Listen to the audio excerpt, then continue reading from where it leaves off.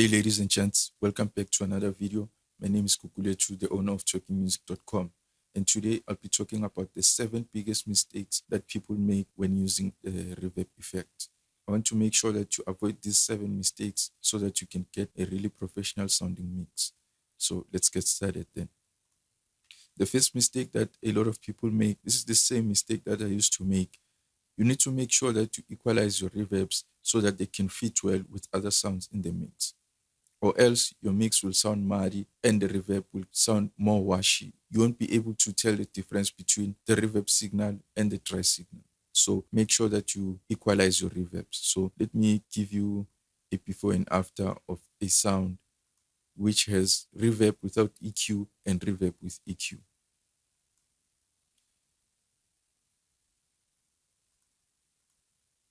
So this is the reverb without the EQ.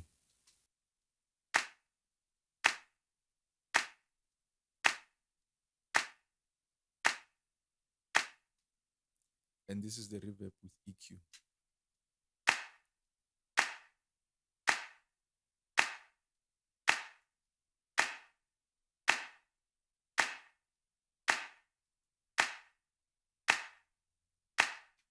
As you can hear with EQ, it sounds much more cleaner and the clap becomes more punchy. So make sure that you EQ your reverb, or else the reverb will overtake your dry signal. So make sure that it doesn't overtake the dry signal. You can be able to keep the punch in the dry signal.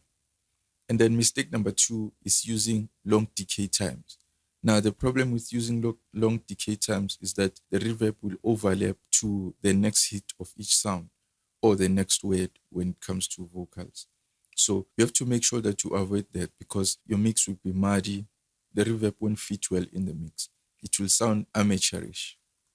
So let's check out what I'm talking about when I say a long decay time.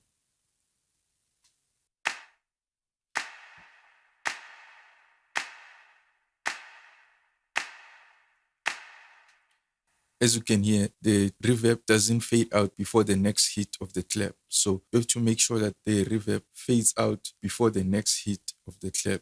This applies to any sound. Just make sure that it doesn't overlap to the next hit of each sound, whether it's claps, snare, vocals, or any other sound. Just make sure that it fades out before the next hit or before the next word. So to find a good decay time, always use your snare or your clap, and then use that same decay time for most of your sounds. But don't use the same decay time for each and every sound, or else you won't have contrast. Make sure that it's a bit different from each and every sound. Another thing that you need to avoid is using short decay times. Short decay times don't sound natural at all. They will ruin your sound.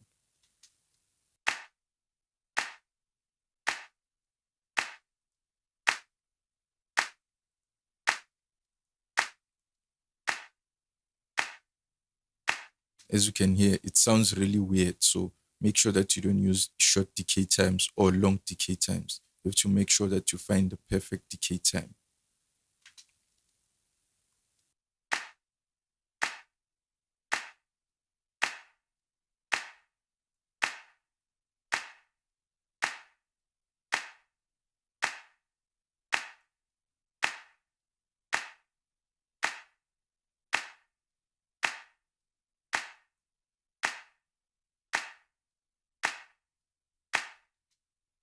And that will really help your sound to fit well in the mix without sounding washed or adding muddiness.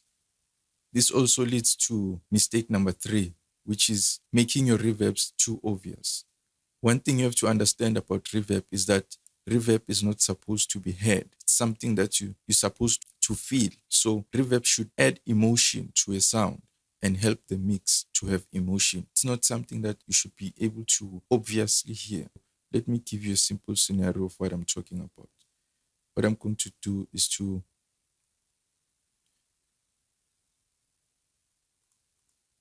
enable all the drum sounds, and then let me solo just the drum sounds, and then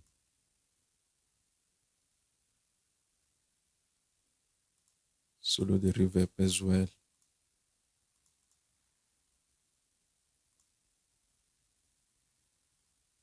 Let me just mute all the other sounds. And I want you to actually let me enable these as well.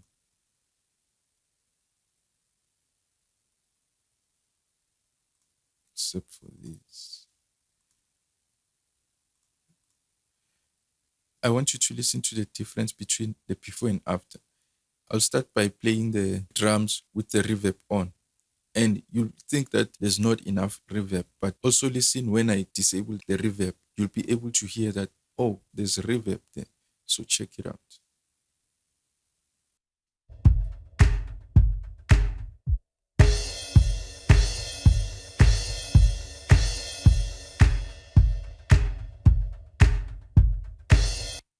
As you can hear, you can be fooled to thinking that there's not enough reverb and then you want to add reverb. So listen when I disengage the reverb. Check it out.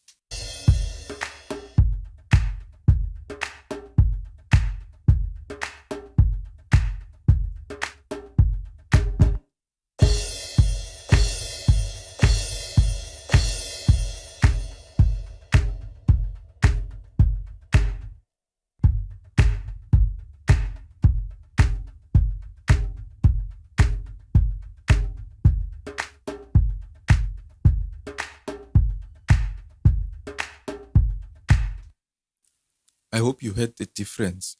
At first, you thought that there was not enough reverb, but as I keep disengaging it and then enabling it again, then you are able to hear that, oh, there is reverb and it's enough. So that's what I mean by adding emotion instead of making it too obvious. So make sure that you don't make your reverbs too obvious. Another big mistake that you need to avoid is using presets. I'm not saying you shouldn't use them at all. I'm just saying that if you are using presets, make sure that you tweak them to make sure that they fit with the song that you're currently working on, because they were not designed to work with the song that you're currently working on. So they are not one size fit all. So make sure that you tweak them. Now, what I would do if I was using a preset, here's what I would do. I would let's disable this, and then let's see.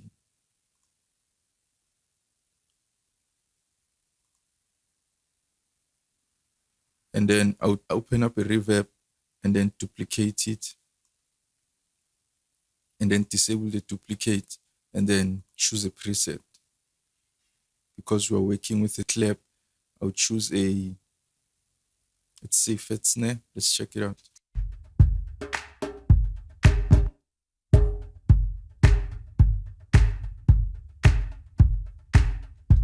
Okay, that sounds good. That sounds like it will definitely work well with the song. So what I would do is to try and figure out what the person who created this preset was trying to achieve. So I'll do everything from scratch using the reverb that I duplicated. Check it out. So I'll disable the preset and then start from scratch.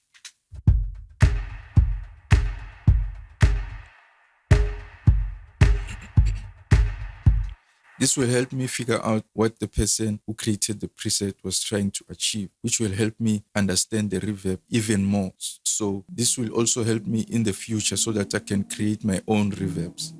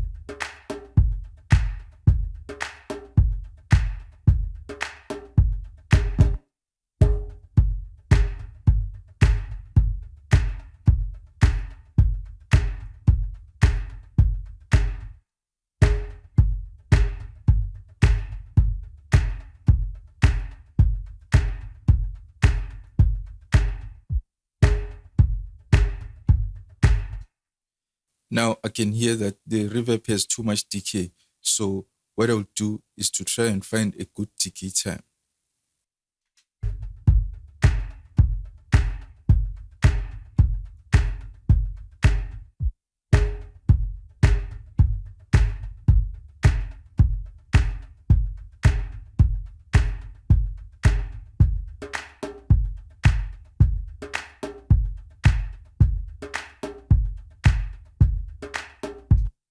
As you can see, now I've found a decay time that will work well with these clap sounds and a reverb sound that will definitely work well. As you can see, the settings are not exactly the same.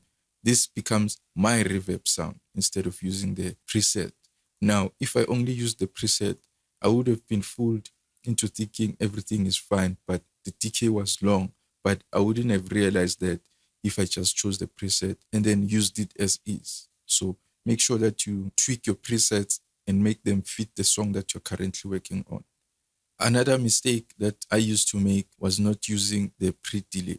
Now, the pre-delay will help make sure that the transient of the sound that you're adding reverb to goes in first, and then the reverb comes after to add reverb to the tail of the sound.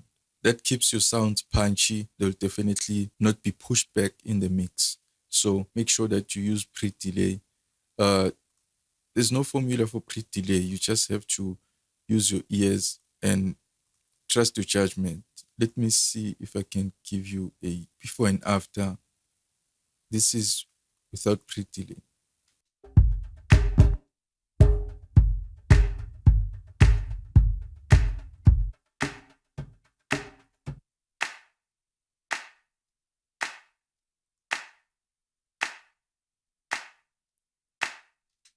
And this is with pre-delay.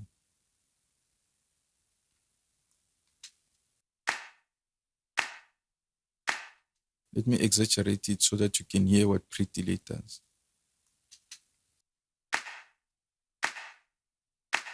So as you can hear, the reverb comes in after the clap when it's too much like this. But you just have to push it just a bit to make sure that the transient of the clap go in first, and then the reverb only affects the decay of the clap sound, which is the tail. So that's why you need to use pre-delay. If you don't have pre-delay on, then your sounds will get pushed further at the back of the mix. This is also important when you are adding reverb to vocals so that you can keep them punchy and make sure that the vocals are the star of the mix, because the reverb will push the vocals at the back of the mix. And that's not what you want, because you want the vocals to always be up front in a mix. So make sure that you use pre-delay. Another mistake that a lot of people make is to add reverb on every sound in a mix. Now, one thing you have to know is that you can't fix something if it's not broken. Adding reverb to everything that is in your mix will ruin your contrast. So you need to have contrast in your mix. So other sounds have to be further at the back, other sounds have to be up front so that you get a good depth in your mix. That's why you can't apply reverb on everything. So make sure that you don't apply reverb on everything, or else your mixes won't have contrast. You can add reverb on things such as vocals, guitars, some drum sounds, but I wouldn't add them on hi-hats, shakers, or tambourines. I wouldn't add them on higher frequency sounds. And make sure that you have different reverb for different sounds. As you can see, for guitars, I'm using the CLA guitar plugin, so it has a different reverb and different delay. And the vocals also have a different reverb. The drums and the keys have different reverb. So that creates contrast in the mix. Don't use the same reverb for all your sounds. That will sound weird and amateurish. So make sure that you use different reverbs. This leads to my final mistake, which is adding reverb to low-end sounds. Now, you can add reverb to your bass, kick, or any sound that has sub-frequencies. That will add a lot of muddiness in the low end, and you won't have clarity in the low end. So make sure that you don't use reverbs on your kick, bass, or sub-bass, or any sound that has sub-frequencies. Make sure that you avoid adding reverb to your kicks and bass sounds. Now, if maybe, for instance, you want to add ambience to your kick drum, That's something that some people do, especially those who make atmospheric music. So just make sure that you cut the low end of the reverb signal so that it doesn't affect the lower frequencies, to make sure that you don't create any mud in the lower frequencies, so that everything will become much more clearer and punchy in the low end. And then that way the reverb can only affect the higher frequencies, which is not a problem at all. Those are the 7 mistakes that you need to avoid when using reverb. I hope you found the tutorial valuable. If you have any questions, leave a comment below. You know I always respond. If you want more tutorials, make sure that you go check out talkinmusic.com/books, and you'll find more detailed tutorials about mixing and mastering as well. As always, take good care. We'll talk again tomorrow. Cheers.